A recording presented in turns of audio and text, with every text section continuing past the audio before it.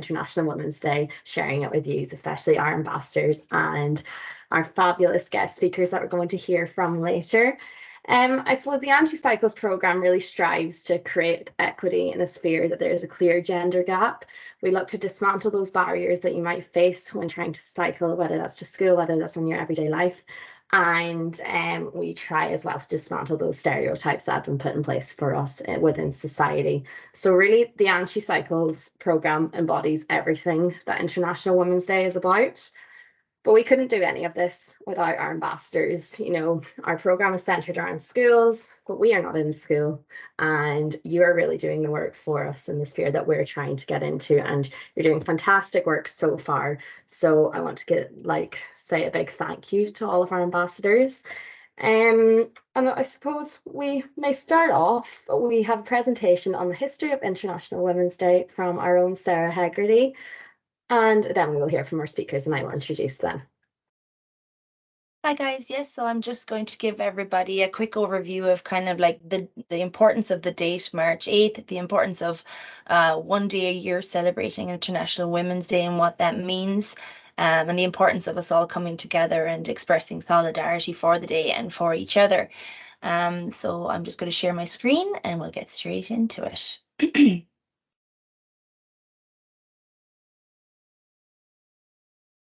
Okay.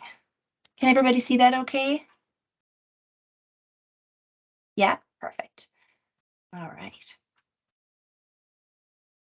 Okay, so just to kind of go through a few dates, International Women's Day has been celebrated now for quite some time, but it all goes back to like the mid 1800s, which can seem quite a long ago, but really in terms of like the history of political issues, society, civilization, and women's rights, it's really just a blip in the grand scheme of the world and its timeline. So International Women's Day comes from the mid 1800s, lots of historical circumstances, a very, very public and private struggle for women's rights that became more public as time went by. At the turn of the 20th century, there was great momentum brought about by the Industrial Revolution, by conflicts between nations and wars that involved intense civil rights issues to come to the fore. So that International Women's Day has been observed since that time. So much more industry was coming on board, and therefore so many issues that came with that fast acceleration of societal issues. Okay, and a lot of to do with radical ideologies attached to people moving around a lot more and being involved in everyday industrial civilization as well. Going on to the, okay, so the origins of this event can be traced back to March 8th, 1857, so that's quite some time ago. And it goes into issues usually within factories. That's where a lot of these issues would arise with workers' rights. So in this particular way, garment workers in New York City went on strike to protest against really, really poor working conditions and low wages in their environment, something that I think is actually, we know is still fairly prevalent to this day.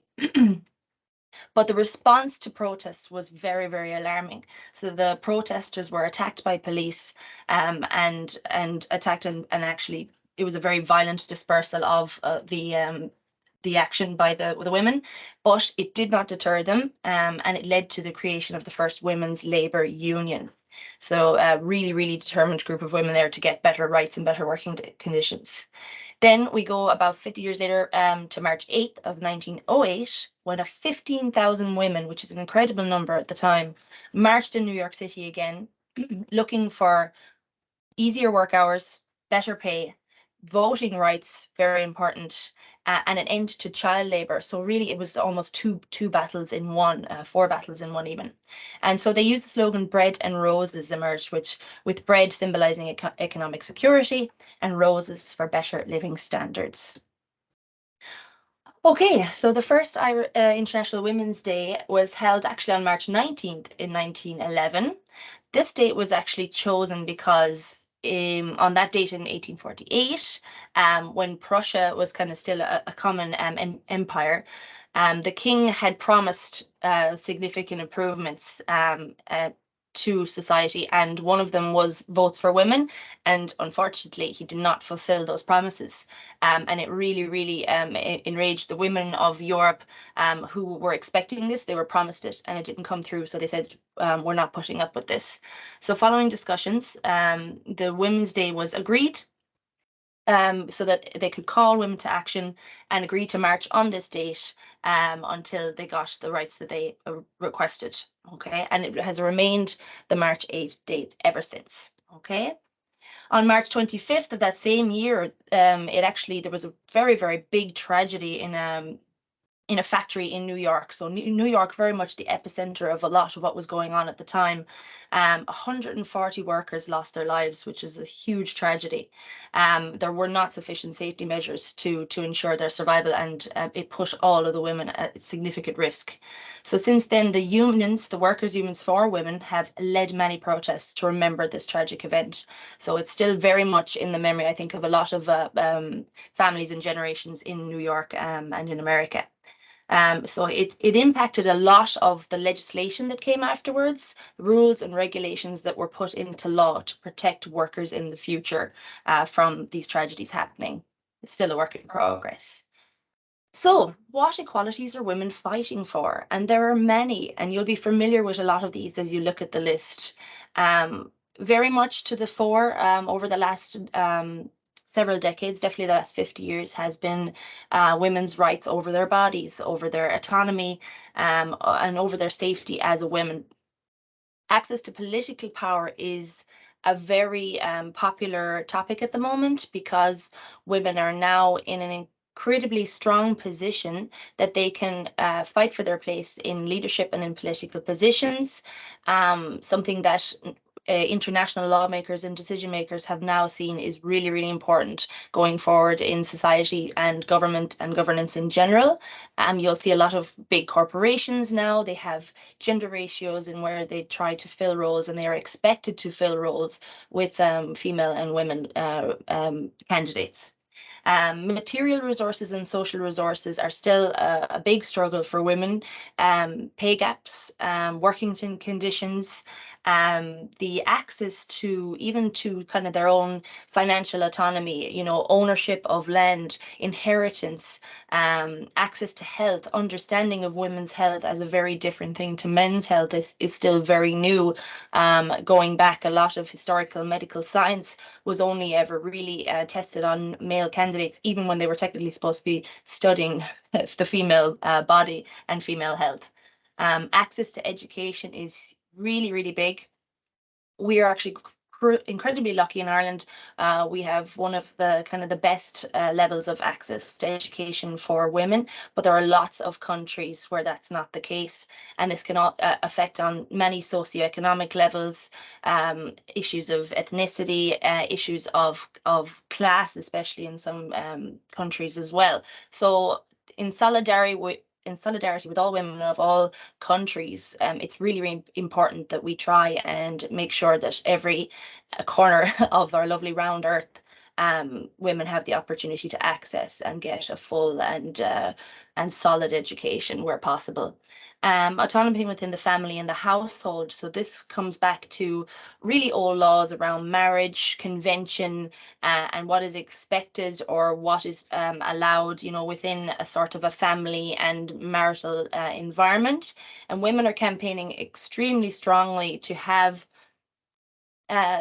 rights and have access to several different things that maybe they wouldn't have had before. And Ireland is no different. We've overcome a lot of rules and regulations and rights that very much went against what would be called, I suppose, a progressive interpretation of how women should be labeled, how they should be treated, and how they should be respected in the family circle and in the family environment. So things like custody of children in a divorce, freedom through civil partnership, and decision-making powers, financial and also social, and more control and more equality in that sense. So you probably know that gender equality is one of the 17 Sustainable Development Goals set out by the UN, and all of these 17 goals are really important to work towards for a strong, equal society. Now, have a look at these famous women. Some are probably more recent than others, and some are probably more well known than others. But I hope you would be familiar with at least the names of a few of them. Simone de Beauvoir was a writer from back kind of at the earlier time of the 20th century. She was a very renowned intellectual philosopher, writer, and she very much focused on what it meant to be a woman at that time in society, and looking back on historically at what influence the women before her had. She was an incredibly intelligent woman in her own right, a very accomplished writer. Everyone, I think, knows Malala. She's such an incredible young woman. She has been such a good advocate for women's rights, for young girls' rights, especially in terms of education, and that area. Excuse me. Now I put in Amal Clooney. She is probably lesser known, especially before she married Mr. George Clooney, but she's one of definitely my personal heroes because she is a woman who is very much at the top of her game. She's a strong human rights lawyer. She's not afraid to take on the biggest challenges. I think she's currently representing Julian Assange in terms of his extradition. And I think, representing a whistleblower is probably one of the more difficult kind of cases you can take on, but she never shies away from a challenge at all. We have the wonderful Amanda Gorman, who was 22 at the time that she attended President Joe Biden's inauguration. She's a poet and an activist. She gave an absolutely heart-stopping presentation at his inauguration. And I think that she really took the spotlight away from the likes of Jennifer Lopez and Lady Gaga, who sang their hearts out that day as well. But she was a really standout performance for everybody. We have the actress Emma Watson, who has done a lot of campaigning, using her own platform in her own way in the entertainment industry to talk about gender equality. Our very own Katie Taylor needs no introduction and needs no real explanation. She is a hero to so many girls around the world now in her sport. Dame Vivienne Westwood, who was a fashion designer. She passed away just at the end of last year, I think just between Christmas and New Year. And if you don't know her, she's a really, really good one to read up on because she was very much an activist. She did it through fashion, which was a great medium. I mean, anyone who's ever had a slogan or a motto or a mantra ever written on their T-shirt, it started with Vivienne. She used her platform, she used her voice on T-shirts blazoned in big punky colors, and she was never shy about how she felt about the establishment and what needed to change, especially for women. Michelle Obama, former First Lady, and I think everyone would love to see her become president. There's no doubt about it. Ruth Bader Ginsburg, who is another incredible law woman, also passed away recently. She had all the men in Congress, in US Congress and in the government terrified. She was really a formidable person, extremely accomplished in women's rights activism. And Sally Ride, because I love Sally Ride, who doesn't want to hear about a woman in space? Women astronauts can continue to really progress, lead the way, and absolutely astound us in their bravery and their intelligence. So these are just a really, really small list of inspiring women over the last 100 years who've done so much for women. Bringing it home a little bit, we have our very own Holly Cairns. So I don't know if you heard about Holly in the news lately. She has just been appointed the leader of her own political party, the Social Democrats, and she's only 33 years old, which is very young. She's now one of the youngest political party leaders in the history of our free state, which is 100 years. She has only been in politics for 5 years, and she's a fantastic addition to women in leadership in Ireland. She's honest. She has a very good, strong moral compass. She's not afraid to embrace her not so much inexperience. She's got so much of it, but she's she's just very real and very much is who she is and presents herself so well. One thing that made the news recently is Jacinda Ardern, who is now the former Prime Minister of New Zealand, or is just about to relinquish the role. She made headlines earlier on in the year because she's stepping down from her role ahead of the election. And this, brought up a lot of discussion about why she was resigning. How did it look? Did it make her look weak? Did it make her look incompetent? And there was a huge amount of discussion. And overwhelmingly, I think a lot of people around the world actually really felt that it was a strong decision to make. It was one that a lot of people kind of debated whether would a man have made a similar decision, or would he have, fought tooth and nail to keep his power until the very end, until it was taken off him by the voters.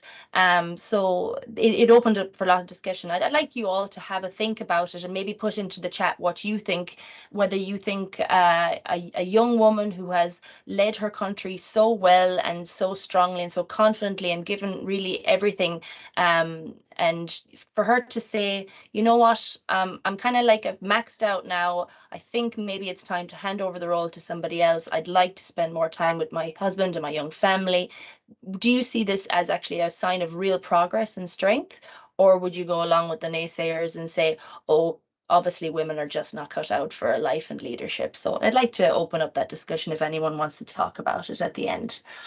Lastly, I'd like to go through this theme for this year. So every year, International Women's Day chooses a theme, and it is Embrace Equity.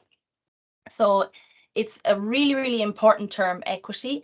A lot of the years and the decades gone by, equality was the main word, but it was decided that equality is kind of everybody getting the same thing, and therefore that's fair. But really and truly, equity is more about giving each individual person in society what they need to reach the level of equality. So some people will maybe starting off at a lower level, a lower advantage.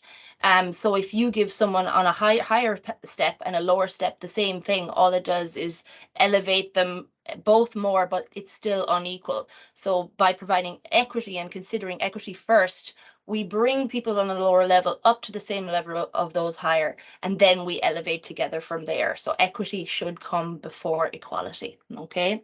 So we want everyone to embrace equality. So collective activism is really, really important. It involves everybody coming together, whether it's grassroots or whether it's from the very, very top, and working together to make sure that nobody is left behind. It could be any way in society that we address bias, we address prejudice, we seek to have everybody included going forward. And the important thing, and some of the words that are nicest to remember, is harmony and unity. Treat each other with kindness. Consider where everybody's coming from, where everybody's going. What are the advantages and disadvantages, and how can we bring them up with us, bring them up all together as we go along. So I hope you embrace this year's theme, celebrate it however you can, use the hashtag, show your unity, show your harmony with your fellow sisters and brothers, and together we can get one step closer to the equality that we all need and deserve. Thank you so much.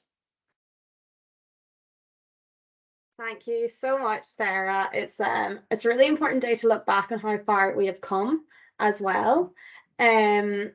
I'm just going to run after that presentation. I hope you've had a time to kind of reflect on what International Women's Day means to you. I'm going to run a poll here, but if you want to expand on your answer, please feel free to unmute your mic and we can throw a few ideas around as well. So I'm just going to launch this poll now. Please let me know if it comes up. Let's see.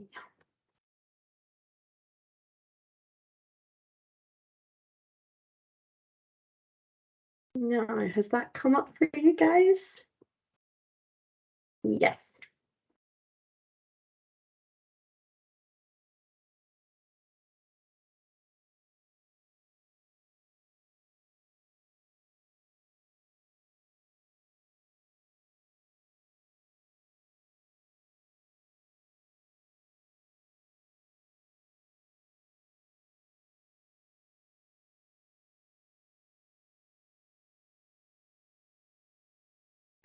So a cloud should be coming up there with you. So pride, I love these. Recognition, collectively working, I suppose working together, love, how far we've come, empowerment. Yes, definitely empowerment. That's a fantastic one. I suppose starting off for me, I always take International Women's Day as a day of reflection. I reflect on how far we have come, all of the work that we've done. And I suppose it's a time to reflect on my own practices as well. I often find, I have a bit of internalized misogyny that has been pressed onto me from society. And it's a day where I can look forward to see what I can change in my own life to help achieve gender equality, even in the microsphere, around my own house, with my friend group, etc., and as ambassadors in your school. So I'm sure you're doing that every day. And I suppose it really is an excuse as well to tell the women around you how strong, how beautiful, and how loved they are. So we have hard work. Exactly. It took a lot of hard work, opportunities, encouragement, inspiring and empowering sisterhood. I like sisterhood. Very good. Um, so does anyone else want to jump on there and say what International Women's Day, expand on what International Women's Day means to them?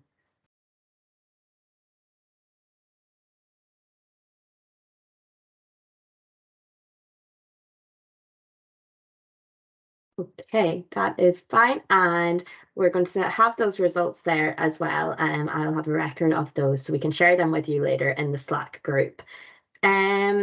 So moving on now, we are very lucky to have Aisling with us here today. She is going to talk about her love of her bike, her love of cycling, and how she's brought that through from childhood to adulthood.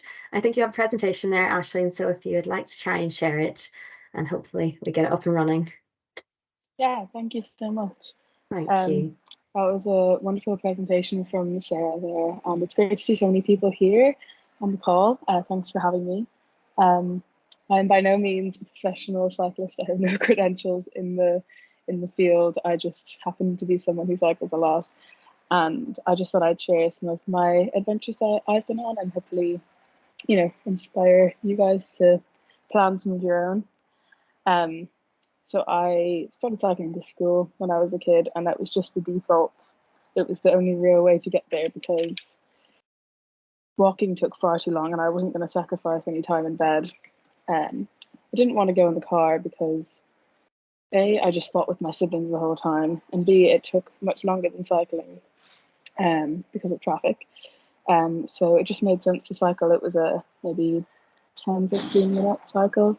And it also meant that after school I could just go home whenever I wanted, especially in secondary school. It just meant I didn't have to be texting my parents when I wanted them to pick me up, or looking at the bus, or paying for the bus for that matter. You've all come to learn I hate paying for things that I don't have to. So yeah, and then that just became my default. I'd cycle to every extracurricular, and now I cycle in and out of college every day. And I don't need to preach to you all the reasons why that's so great in terms of like fitness and the environment and things, because I know you'll hear that a lot. But yeah, I'll share my screen with you now.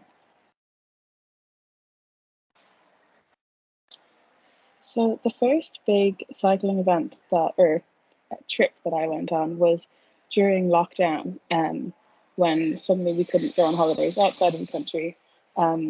My family were going on a family holiday to Dingle, and my mum and I decided that rather than a 4-hour drive in a stuffy car, we would take our bikes and cycle there. So over 5 days, it took us I think it was 5 days to get there. We didn't really do any training. We were quite ill prepared, but we had a lovely time. This here is the trail at the time from along the canal. So that goes from Dublin all the way to Mullingar. And then from Mullingar on to Athlone, there's a really nice cycle track there. So we cycled to Athlone and then put our bikes on the train and brought them to Arranmore, and then we cycled down the Wild Atlantic Way as far as Dingle, which was beautiful. It was very Irish. We got absolutely soaked some days, we got sunburnt other days, but we got lots of sea swims in, and we stayed in B&Bs along the way. So we weren't camping, which was, I feel like camping is quite a bit more advanced in terms of luggage and things like that. But it was, and it's very hilly, which you might not notice when you're in a car, but there's lots of up and downs, which becomes apparent when you're pedaling yourself around. But it's a great way to see every town and village along the coast, because when you're in a car or on a bus or getting a train, there's no way you're going to stop in all of those places. And you can cover some good distance, but also you're going at a nice place where you can take everything in and appreciate every little thing along the way. And if anyone's thinking of planning a trip like this, just for if you like a bit of the math, we tended to do about 100 kilometers a day, and on average, most people would cycle at around 20 kilometers an hour. So just if that helps you plan. And Google Maps is great for planning these things because you can plot points along the way and it tells you the distance and the altitude as well. So that was our cycle to Dingle. That was just one of the cafes that we found, and you can see our bikes there laden with our things. And then after that, I didn't do many big cycles. I would cycle out to Howth sometimes. I'd always be going to Dunleer for sea swims, and I did the Greenway in Waterford a few times. I'm not sure if anyone here has done that before. And then last summer, I lived in Vancouver for 4 months. And the thing about Vancouver is it is very expensive. And as I said before, I don't like to be spending my money on things that I don't have to. So I went on Facebook Marketplace, which is a great place to buy secondhand bikes if you can maybe get your parents to log on. If you don't have one, you can get some really cheap ones. So this bike here, I didn't have any great photos, sorry, but this bike here cost me $20. And it wasn't in great condition, but in Vancouver they have bike workshops which are run by volunteers, and you basically show up, they put your bike onto a stand for you, and then they show you how to fix your bike. So they don't do any of the work, you do all of the work, but they're just telling you what to do and they're giving you the tools, and you just pay for whatever parts you use. So I spent maybe $20 and I put on mud guards and I changed the brakes and things like that. And just for comparison, if I was going to and from work every day, that was a 2-zone. These are the bus fares. So if I was paying $4.45 each way to and from work every day for 120 days, that would have come out to $1,068. And my bike cost me 20. So, and that's not including all the other journeys that I had. Most days I would go to and from work, and then I would do something else, or I'd stop off somewhere on the way home, or I'd go to the beach, or so I just wanted to put that one in. And it was just a great way to discover the city, rather than going around on buses. But at the end of my time in Vancouver, my friend and I decided to travel around Vancouver Island. So if anyone doesn't know, Vancouver is the furthest west you can go in Canada. And then just off that, there's a huge island. It's about the size of Wales, I think. And we decided we wanted to travel around there and explore it. And we thought, may as well do it on our bike. So she also had bought a bike while we were over there. And we traveled around, we cycled from town to town along the coast. We probably cycled between 60 and 80 kilometers a day. And we were wildly unprepared. I was trying to find some good photos, but this is just to represent. So you can see that's my friend. She's got a croissant in her bag. That's the only bag she had with her. That's me with my backpack and my bike, and we didn't even have padded shorts. That's the level of unprepared that we were.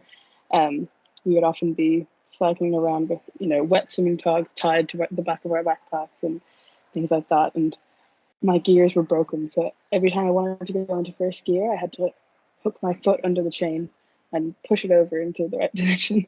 So we were a bit of a state, but we had a great time. it was so much fun, and it was the only way that we could have seen the island the way that we did. We saw bears. We met loads of nice families because we. Oh yeah, sorry, I forgot to mention there's this community called Warm Showers. I'm sure many of you have heard of it before, where you can stay with host families.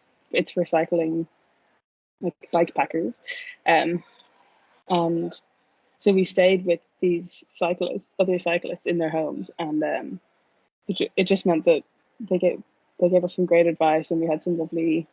It was just really nice to meet some strangers, and yeah. So I have some more pictures from this. But yeah, this is a video. This is just to show you the chaos that we were traveling around this island. We decided to take a shortcut through a nature reserve, and when you're looking at Google Maps, it doesn't tell you when there's stairs involved. So I don't think this is going to work here. This is just to show.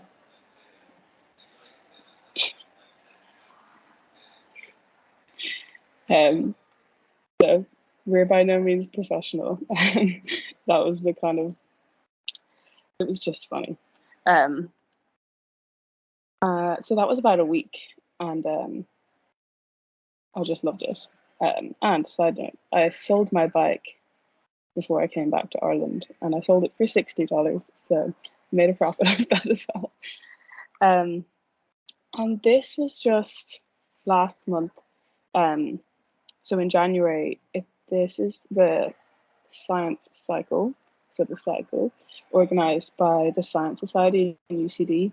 And they do it every year. Well, they did before COVID. This was the first year back after COVID. And it's an organised cycle to Galway over 2 days. And there was about 40 people doing it. And it was pretty well run. We had marshals the whole way, and we cycled two abreast all the way, and we stayed over in Athlone overnight. And I just had a great time. I knew some of the people on it, and I didn't know some of the others. And we were fundraising for Crumlin Children's Hospital. And you can see all these wonderful women here who also participated in the cycle.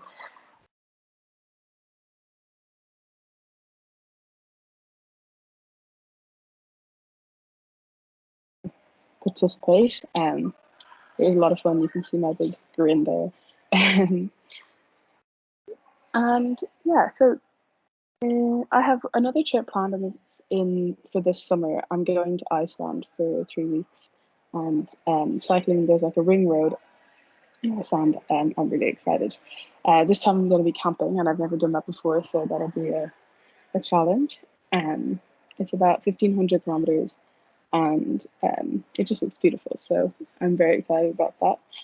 And yeah, I was just going to finish off with some little bits of advice. I was trying to think of what I can tell you, as in I know you can read things on the internet and people will tell you things all the time about, tips and tricks for cycling. But I was just thinking of some little unique ones that I've learned over the years. The first one I will mention is the most important thing, and my parents taught it to me when I first started cycling by myself as a kid, and it's the golden rule about cycling, and they called it the lifesaver, but you can call it whatever. It's so simple. It's just whenever you're cycling along in the city, especially, and if you're moving at all, so if you're going around a pothole, if you're swerving around a bus, a car, a parked car, if you're turning right, always glance over your right shoulder, just like turning your head just 90 degrees to know what's behind you, because sometimes when there's loads of traffic, you can't hear, you don't know what's behind you. Someone could be overtaking you, another bike. Often it's Deliveroo drivers, because a lot of them have electric bikes these days. Or even if when you're going straight and there's a left turn, if you can remember, just try glance over your right shoulder, because sometimes cars will be turning left and they just will completely ignore the cyclist and try and cut into you. So that's just a safety thing. And yeah, if there's anything you're going to learn from me is that you do not need to be prepared. You don't need to have all the gear. You don't need to know everything about cycling. You don't need to do loads of training. If you want to go on an adventure, just go. You'll learn on the way. On our trip in Vancouver, we had no idea what hills we had ahead of us, and I mean, sometimes it was tough because we thought we had only 10 minutes left, and it was turned out to be 2 hours or something. But yeah. Store your bike indoors if you can. I know not everybody can, but it will really prolong the time between when you need to service it. If you forget your lock when you go anywhere, you can normally park it inside. I've brought it inside Tesco before because I forgot my lock, and they look like, you just ask them and be like, "Oh, sorry, I forgot my lock. Do you mind if I just pop this inside for a second?" And everyone is really nice about it. Bring your bike with you when you go places. You can put it on Irish Rail. They have bike racks on the train, and it's free. You just like add it to your booking. Same with most buses. I was in Waterford over the weekend, and I put my bike on the bus, no problem, for free. And I just know that I could cycle around Waterford. What else was I going to say? But yeah, this is a kind of a random one. When it's raining, if you don't want to cycle in the rain, that is totally fine. By all means, avoid. I don't really have the choice because there's no other way for me to get into college when it's raining. So sometimes I'll wear leggings and change when I get in, but most of the time I'm very lazy. I'm not bothered to do that. If it's raining, I tend to wear a skirt that day, because if you wear a skirt and tights are going to dry a lot faster than like a thick pair of jeans. So it's just something that I do if that helps you. And yeah, if you're new to cycling, or you want to cycle more, or you're even trying to get your friends to cycle more, I just really think you have to start slow and build it up. Because if you decide today that you're going to cycle everywhere from now on, you're just going to go all out tomorrow, and it's going to be really difficult if you're not used to cycling loads. You're going to find it really hard, and then you're really not going to like it, and then you're going to associate cycling with being really unenjoyable. So build it up slowly, because very quickly, like 2 weeks, you'll find that your fitness has caught up, and you'll find it really easy. And obviously there will be times when you absolutely hate it, specifically when it's windy. Like, it was windy this morning, and I was like, I hate cycling. Screw this. But I know later on when I'm cycling home, the wind will be behind me, and I'm gonna love it again. So yeah, that's all from me. Just a casual little chat about cycling. So I'm gonna stop sharing my screen, if I can figure out how.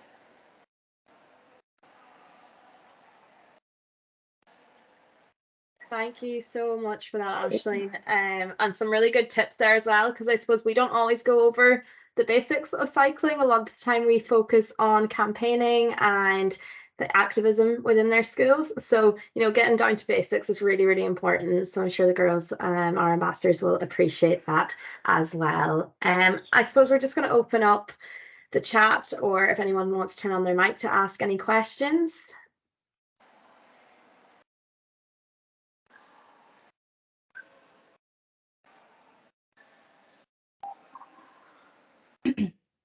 Yeah, and just if anyone wants to, like, if you have any questions, if you want to plan a big trip or anything, if you want to, like, email me, you can email me. It's aisling.spratt@gmail.com. There's a question there. Will I bring my bike to Iceland? Were you ever scared of what might happen on your journey? I'm not really a worrier, which is actually kind of not necessarily a good thing. Sometimes I'm a bit too brazen, but I'm usually traveling with someone who brings me back to earth. And there have been times when it's been dark and I haven't known, like, I didn't know how much further I had to go. And so those times were a bit questionable. So that's just kind of poor planning on my behalf. And the other time was once on Vancouver Island. We had to cycle on the motorway for a while. It's legal there, cycling the motorway, and we were cycling the hard shoulder. And that was a bit scary because there's a lot of gravel on the road. And then when cars are going really fast, the gravel's just flying. So that was The only time really. But yeah, I think we just went in with such an open attitude, mainly because we were so unprepared that like we had no idea it was going to happen. But yeah, I don't know if that really answered the question. There's one in the chat there about bringing my bike with me to Iceland. I think I'm going to bring mine because I've looked into renting them and it's quite expensive over there. And you can bring them on the plane, and you just have to disassemble it kind of and put it in a box. But most bike shops will show you how to do that, and they might charge you, but it won't be more than 10, 20 euro. So yeah, haven't fully worked out the logistics, but I think I'll bring mine.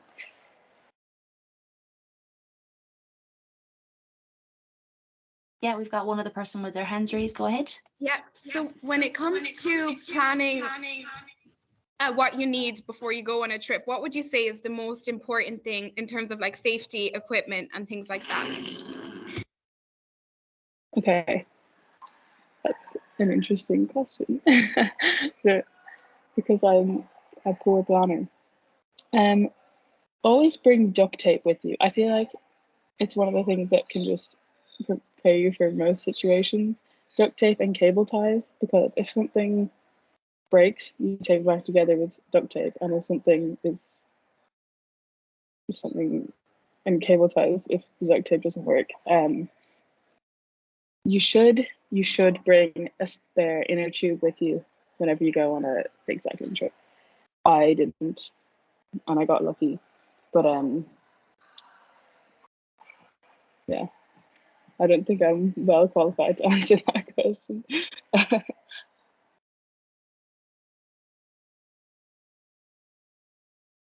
And I think Jennifer just had a question whether you were going to bring your bike to Iceland, or do you plan to buy one from there?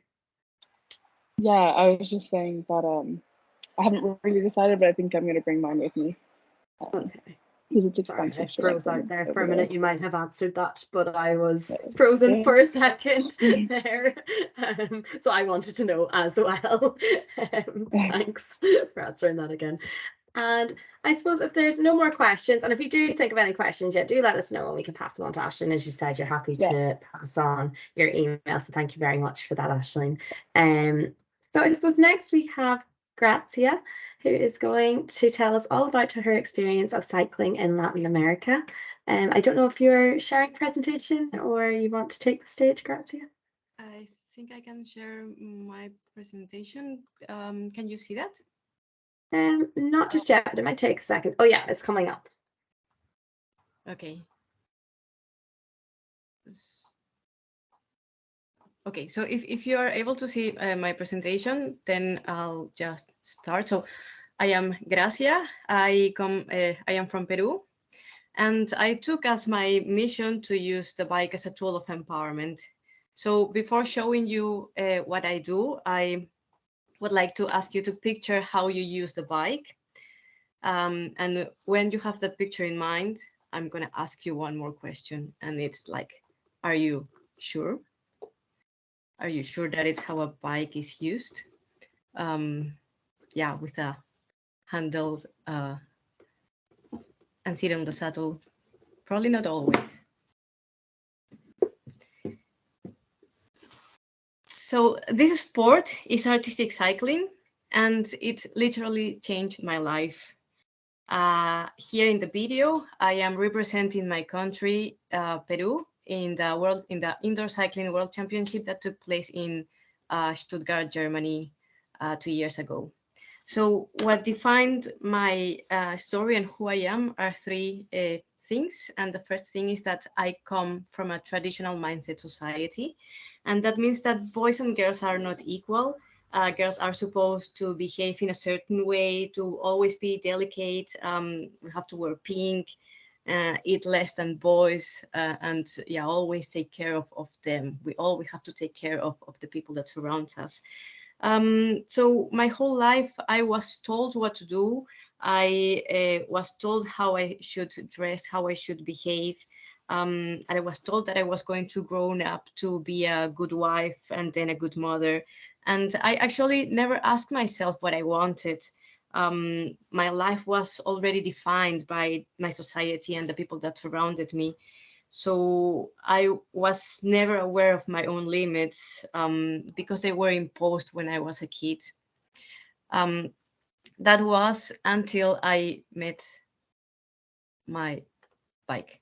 So my bike became my best friend. And well, as it was mentioned before, the bike is historically a tool of empowerment and independence for women. Yeah, as it was mentioned also, we needed to stop wearing the corsets and start wearing pants and it break biases and redefine the woman independence. So that is what the bike means to me. And that was what I felt when I was starting riding first my bike. So at the beginning, I started riding it with fear. I didn't use it as a way of transportation, just to go to the park, as if.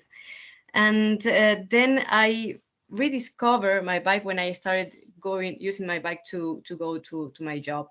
So it was like 10 kilometers one day. That the next day were 20, and then 10 more and 10 more. And when I accomplished 60 kilometers in one day just by moving around the city, I realized that it really made me feel free. That that I didn't need anything, anyone, any car to go to my job. That it was only me, my legs, my mind, and my bike, and I could go as far and as I wanted. I realized that the limits were imposed. That were imposed to me when I was a kid, they were not mine. And I realized that my limits were in my head. So it was really, really mind-blowing for me when I achieved my first 120 kilometers in one day just by riding the bike. I was never the fastest one, but as you can see in this picture, I did some tricks with my bike, and that was really, really nice for me. It really gave me a nice perception of myself, that I could achieve some things that probably were a little bit hard. So being able to do some tricks and know myself on the bike led me to the third reason, and that's my passion, and that's artistic cycling. So the very first thing that I saw about artistic cycling was this magazine, and I watched that girl and I was like, that is impossible. Like, that must be Photoshop. I cannot believe that's real. How is it that possible? Is she like a superwoman? I felt so inspired and I felt so amazed that I needed to know more about it. So I started pursuing artistic cycling. I did some research, mostly on Instagram, where I was told that the sport is mainly in Germany. So that's when I decided to move to Germany and learn the sport. Here in this picture, I am representing, that's my first representation of in an artistic cycling world championship. I'm representing my country. And while I was learning the sport, I am still learning it. I get to know more about myself.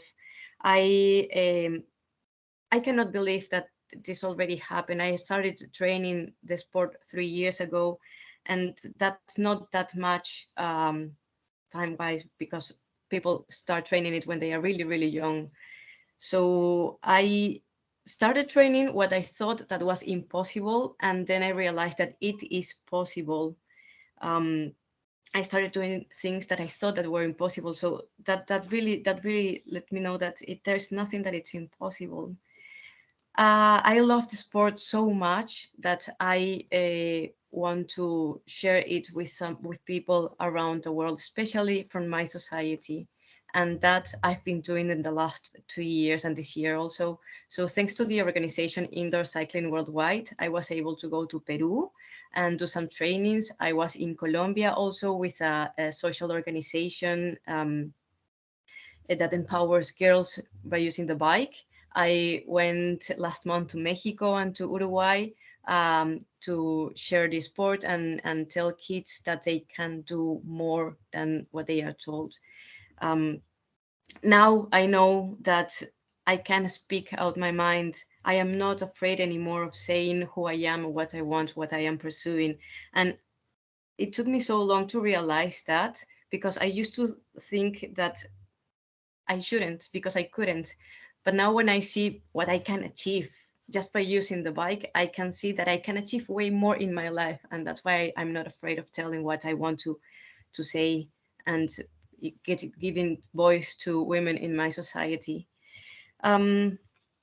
So yeah, this is artistic cycling. This is the sport. It's like doing tricks in a bike, and I absolutely love it. I can only tell you that you are already inspiring people, and you can continue being inspiring an inspiration for some other people by doing what makes you happy. And it might not always be easy, but you have to try it. You have to do what makes you happy. You have to feel that from the inside, and then it just goes to the outside. It's not always easy, like riding a bike, being catcalled, or going long distances, or not being able to know if you're gonna go through the traffic jam. Sometimes it's scary, but you can do it. And just by doing it, you are already an inspiration. So as long as you continue doing that what makes you happy, then you're gonna go farther and farther and farther in life. That's what I think. That's what the bike has done for me. I do want to change the mindset through the sport. I think that it's possible. I think that the sport teaches so many values, like being persistent, like if you fall, you can stand up and then you will continue. And if you're afraid, you have to just do it with fear, and then it will become easier and easier. You also have to be really patient. In order to learn some tricks, it takes months of years. I started training, like I said, 3 years ago, but the athletes whom I compete with, they are already training for 15 or 20 years now. So that's a lot of patience in order to learn the sport, and to learn new things and to learn new tricks.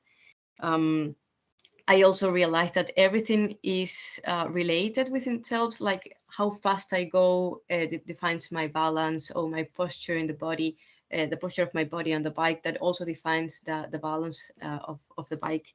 So yeah, it is a challenge, and being able to overcome those challenges is what makes me grow. It's what makes you all grow. So yeah, it's not always easy, but it is totally worth it. And to finish my presentation, I would like to quote Alfonsina Estrada: "And as long as there's someone who sees what I see and feels what I feel, then the fire inside me lives on the numerous cyclists, boys, girls, men, and women." Thank you.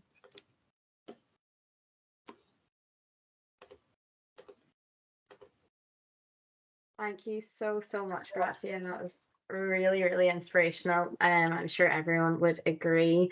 I have not delved into the spirit of artistic cycling at all. I don't know a lot about it, so it was really interesting for me as well. So I'll open up the table for anyone who has any questions.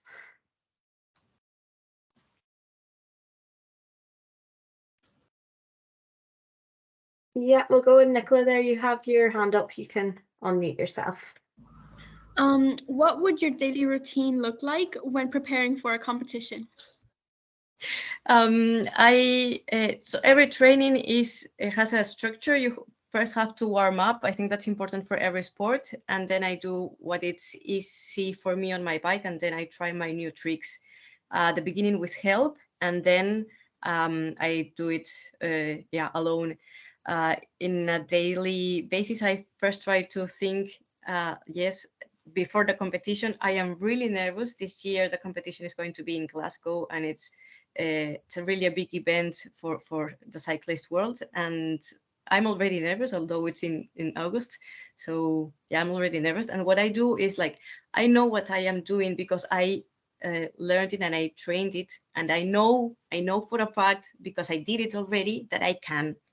So that's why I repeat myself, and then I have to be conscious that I just have to breathe and keep that posture, and then just go and do my perform the best that I can. And I always have fun. That's the most important for me, to have fun. So my routine to before competitions. And somebody else has their hand up there. You can unmute yourself. Sorry, I actually can't see right now who it is. So how do you feel that cycling affected you physically, emotionally, when you were doing it? I remember riding my bike in the traffic jam in Peru, and being scared and looking back and saying I was scared of that avenue, and now I'm here, I'm alive, and I did it. That's awesome. That's amazing. That is what makes me feel alive. So that is what the bike means to me. When I accomplish new things, I look back and I was like, I was so afraid to learn this, but now I can do it. So it's like I can trust in myself, and that's what makes me feel. I think that was a question. I forgot it. And we have some questions in the chat there as well. Sheila was wondering, have you ever gotten injured while trying new moves? Yes, not really hard injuries. I fall on my back, but I guess that everybody does that also when you're riding. Like normally, we could also ask Aisling if she fall while riding, and it hurts. But then you stand up and you have two options: or stop because it hurts, or go farther and overcome that fear. So that's what the sport teaches me, that I have to keep on trying. When you start training the sport, of course you're a kid. Usually you're way younger than I am. Then it's easier and faster for you to recover from the injuries. So the fear that you have is also less. But in my case, I know that it takes some time for me to recover if I fall. So I'm afraid, and then I know that I have to take more control of myself and take more control of my thoughts, because it's physically possible. I mean, people are doing it, so I can also do that. And so yeah, I had been injured trying new figures. Yeah. Yes, I can do a wheelie. That's the second question. I can do a wheelie in my bike. That's the artistic cycling bike, and yeah, the structure is a little bit different, so it's easier to do a wheelie. Yeah. There is just there's one question there that I would be interested in, is that did you have support from your family and friends? It was hard. I decided to leave Peru, and the person who suffered the most was my mom, because my brothers and said that she was guilty that I was leaving, because she, as a woman, needed to stop me because I'm a woman. So she needed to stop me in order to do this crazy thing that I wanted to do and leave my country. I was in a safe, secure place in my country with my family, but it yeah, it was hard for her. And after everything happened, and after they saw that I am really accomplishing my dream, that I am really happy, then they started showing me their support. So I had to prove them wrong. Yeah. Okay, I think we could go on forever with questions there. You're being bombarded with questions, Grazia, but thank you so much. We all find that really interesting, and if we have time, we might come back to you at the end. But I'm going to introduce Marley now. So Marley's going to talk to us about her determination in creating, I suppose, inclusivity in the cycling world. I'll let her take away because she knows way more than me. So thank you. Thank you so much, Orla. Can you hear me okay? Awesome. Hi, good morning, everyone. Although I think it's afternoon for you. I am coming to you from the United States, a little state called Arkansas. You might have heard of it, you might not, but it's currently 5:30 in the morning. So forgive me if I look a little bit ragged. Happy International Women's Day. I'm going to go ahead and share my screen with you, and hopefully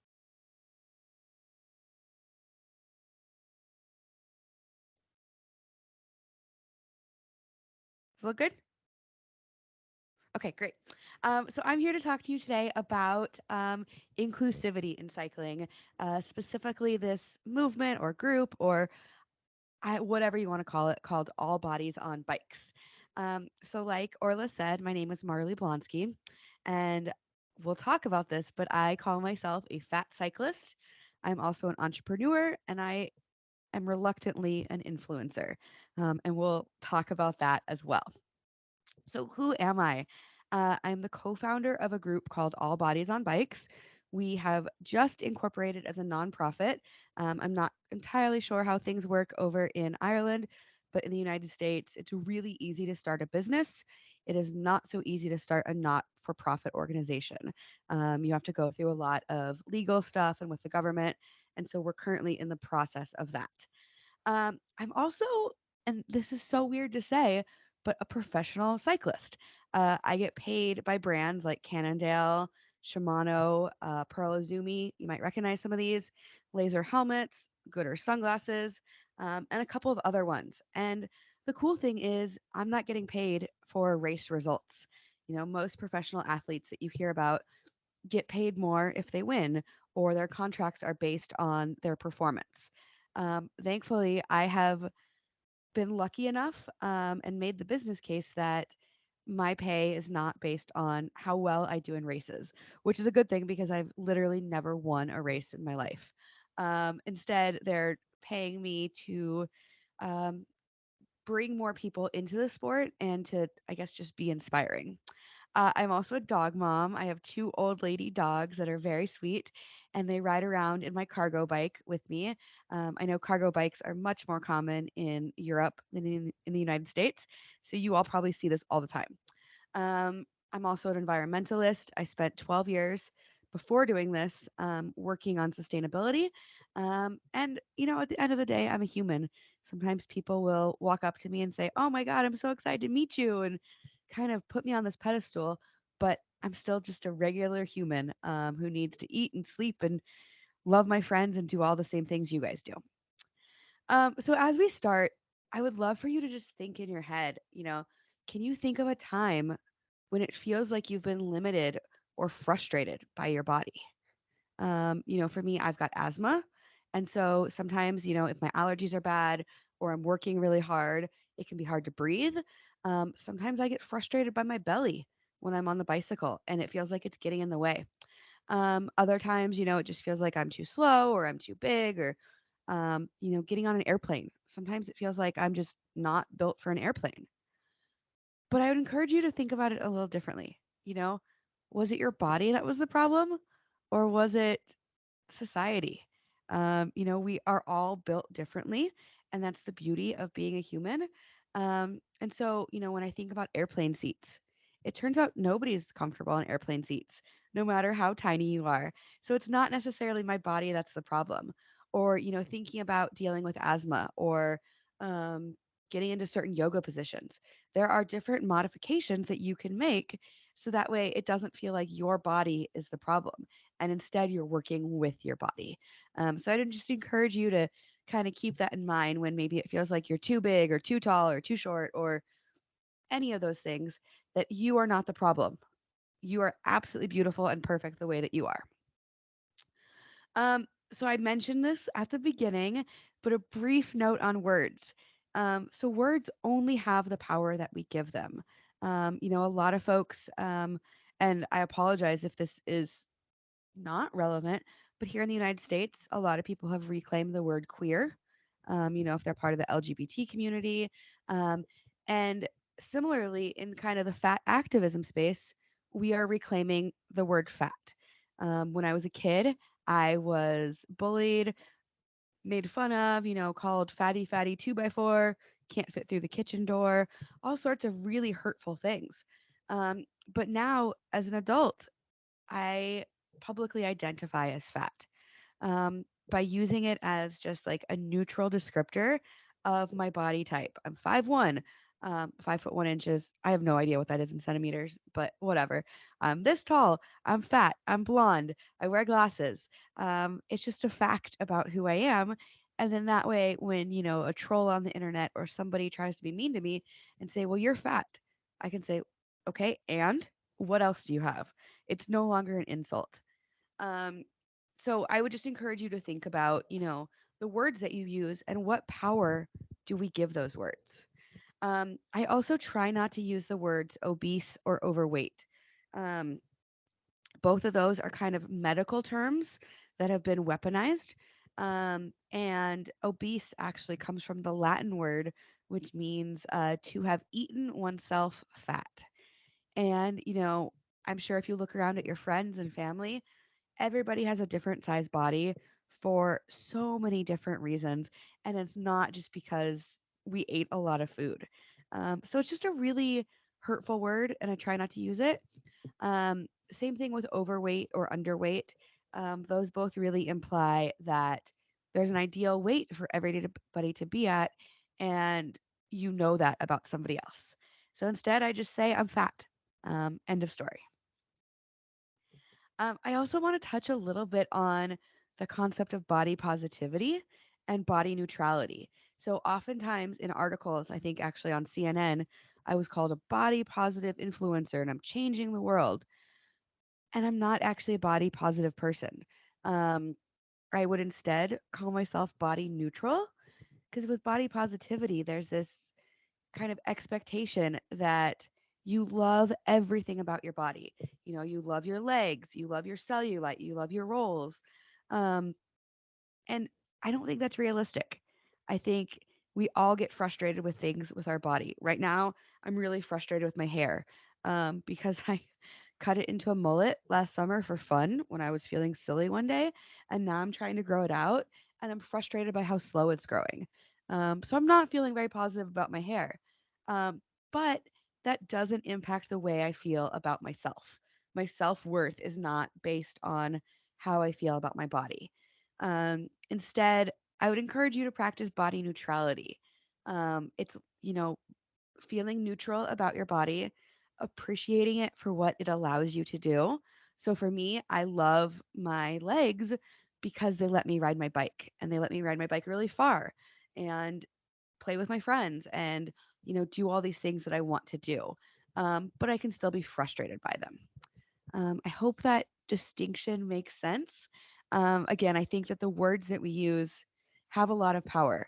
Um, but at the end of the day, neither body positivity or body neutrality solve society's treatment of fat people. There's a lot of discrimination that happens against fat people, at the doctor's office, in the workplace. There's also a lot of fat phobia.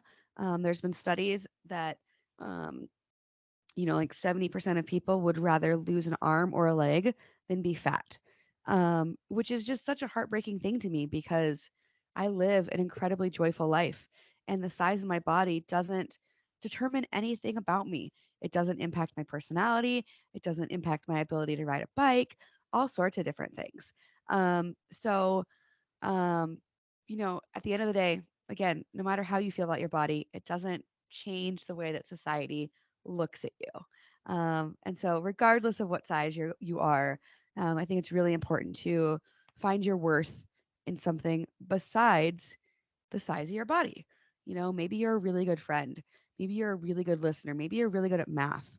We all have traits and characteristics that we can work on as people that have nothing to do with what size clothing you wear. So let's talk about how I became a professional cyclist. It definitely was not anything I expected to do, and I still often have to like pinch myself that, oh my God, this is my life. So when I was a kid, I hated exercising. At school, they would make us run the mile. I don't know if they make you do that over there, but it was traumatic. Anything that felt like exercise just for the sake of exercise, I really didn't like. And I pushed back against it because it felt like they were trying to make me change my body. I did, however, love sports. I grew up playing soccer, riding bikes, swimming, and I was a pretty active kid. But as long as you didn't tell me that it was exercise, I was fine with it. In 2012, I got married. Here's a beautiful picture of me. But I was only married for about 3 months. My partner unfortunately made some choices that caused our marriage to break apart. And it felt like my perfect life fell apart. We were planning on having children. We had so many things in the works. And suddenly I didn't know who I was. I was single and I had built my life around this relationship. But then comes the bicycle. I feel like Aisling kind of talked about this a little bit too. But getting on the bicycle really saved me in so many ways. I started riding just for transportation because when I got divorced, I couldn't afford to have a car anymore. It turns out getting married and getting divorced is very expensive. I don't recommend it unless you're really, really sure. So I started riding a bike. I lived in Seattle at the time, and thankfully, Seattle is a really great city to ride a bike in. It is hilly, and it has weather similar to like London, so a lot of gray days, a lot of rainy days. But I learned how to ride through that. Um, I started commuting to and from work, and then my friend group became all people who ride bicycles. And similar to our first presenter, I started going on bike adventures. I started out just going camping overnight.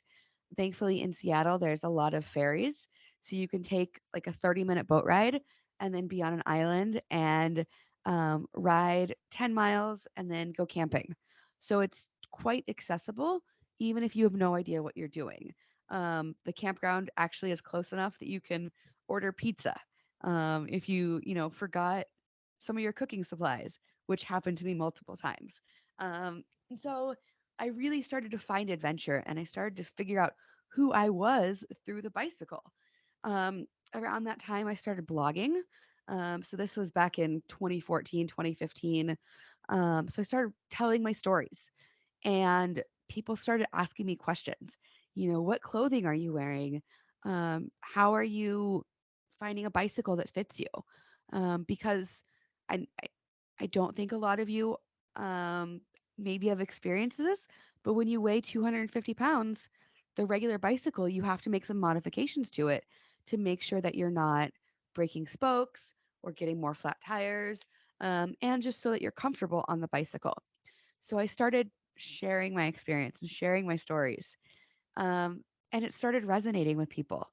Um, I went to a conference called the Women Trans Femme Bike Explorers Conference. So it was a lot of people just like me who use the bicycle for adventure and for travel and kind of as their social circle. And I was asked to give a presentation on how bike groups can be more inclusive. And I started, thinking in my head, like, when have I felt excluded? And it was, on group rides when I got left behind. It was when I didn't know how far we were going and I, wasn't able to make it the whole way, or when I went to an event and they had clothing, but they didn't come in my size. And so I just kind of put all these together and said, these are things that would help my life get better and make me feel more included. So we did this presentation.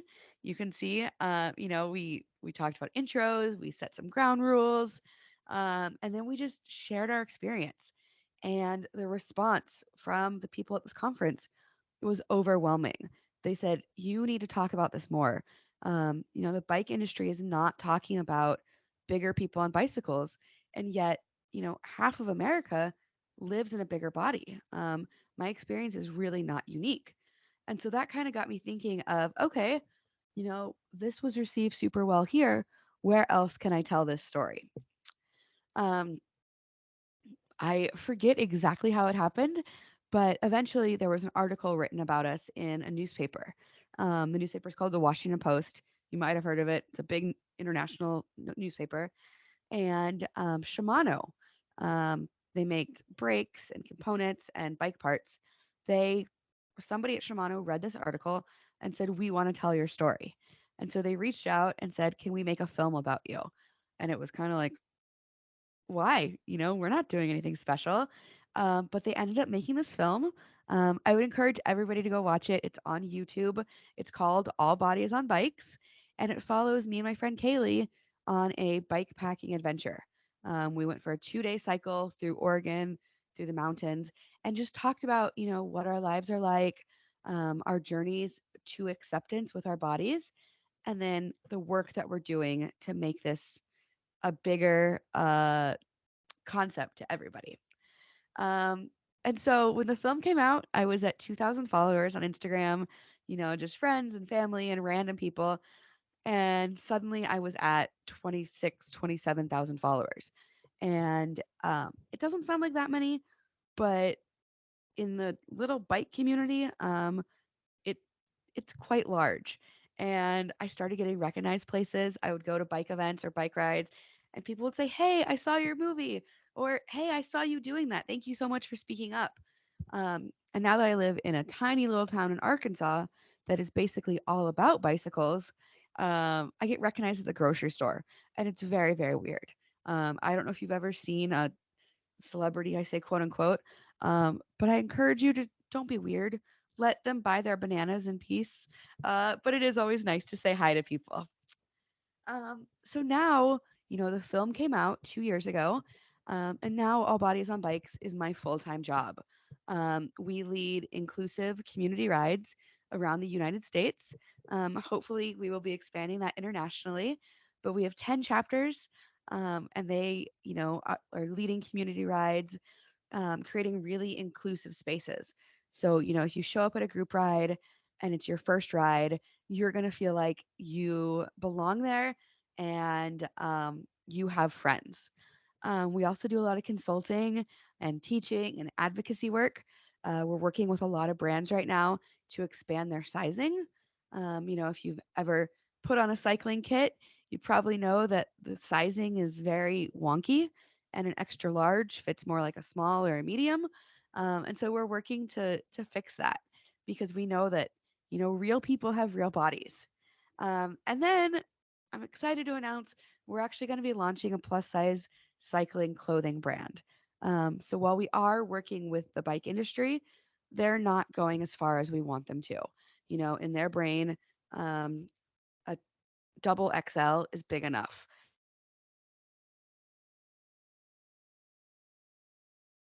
So we are making our own clothing company, which is really scary and really exciting.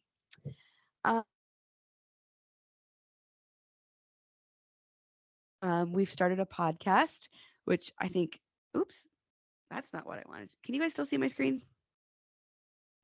Okay, it disappeared for me, but that's okay. I know what I'm saying. Uh, so we are doing a podcast. It comes out every week on Wednesdays. I would actually love to have some of your leadership on to talk about, the And She Cycles program. And then I have a new film that's coming out next week called Rite of Passage, and it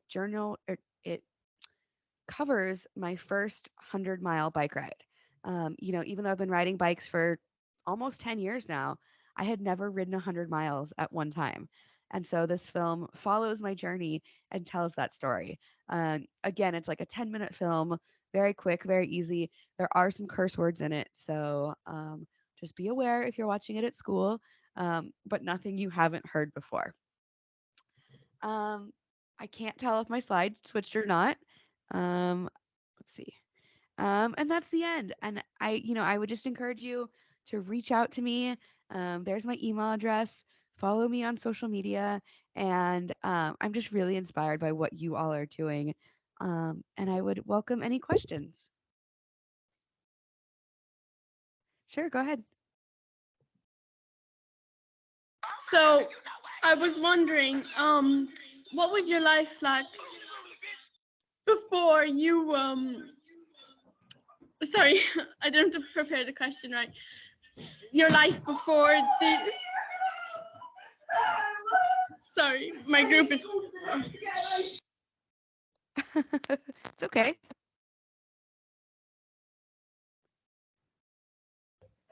What was your life like before doing these adventures? Sorry again. It's okay. It was boring. I didn't ride bikes. I played a lot of games, like board games, and I would go on walks with my fiance and my wife. but it was really boring. We would go camping, but it was in a car. And so when I sold my car, I thought, oh, I'm never going to be able to go to the outdoors again. Um, but then I learned about bike camping. And so that really opened up doors for me.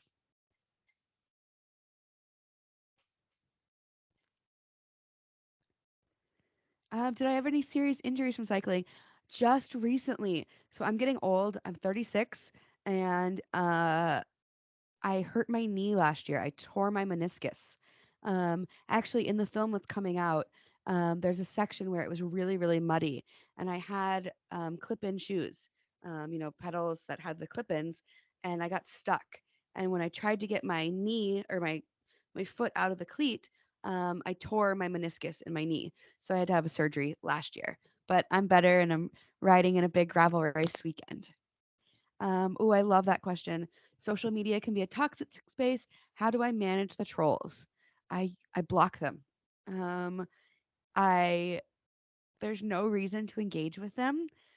Thankfully, I have really kind of built up a very positive community. And so, if I'm off the grid and not able to see my social media, my fans and my friends will comment and they will, defend me or say, "What's your problem? She's just riding her bike." Um, and they really are fighting my battles for me. But I just block them and ignore them because um, some people are just deeply unhappy and there's nothing you can do that is going to make them happy or stop them from being jerks. Yeah, go ahead, Sarah. Yeah, actually, it's just on the point of community. Because I was just wondering, when you made the big move from the West Coast all the way to Arkansas, did cycling play a big role in integrating into that community as as quickly? Like, I suppose you had a lot of followers at that point, and kind of, I suppose you were somewhat known, but did it really help with kind of getting to know people?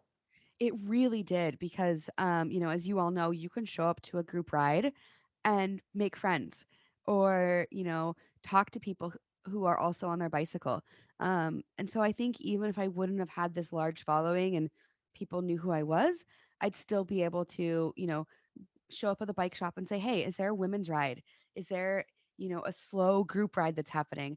And so most of my friends that I've made have been through the bike community here in Arkansas.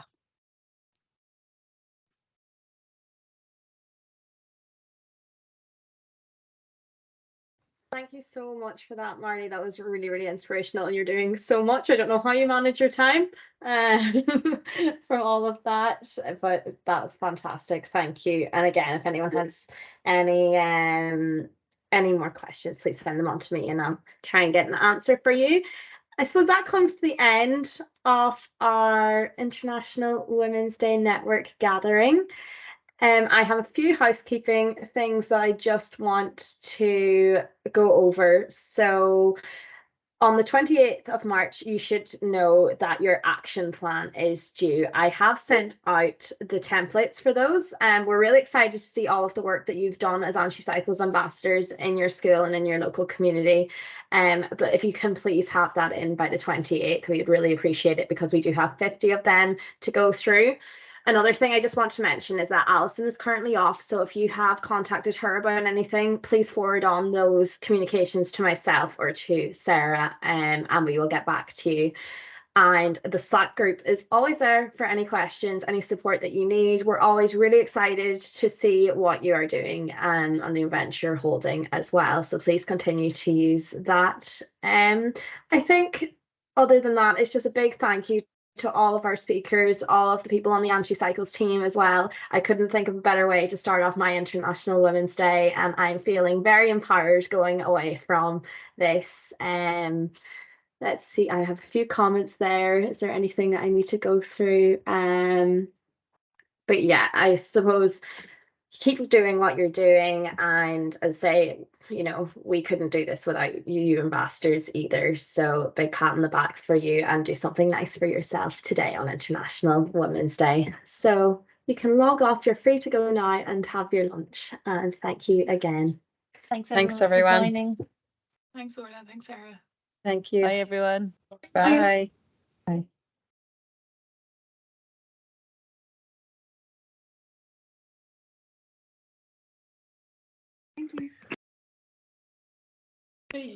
Thank you.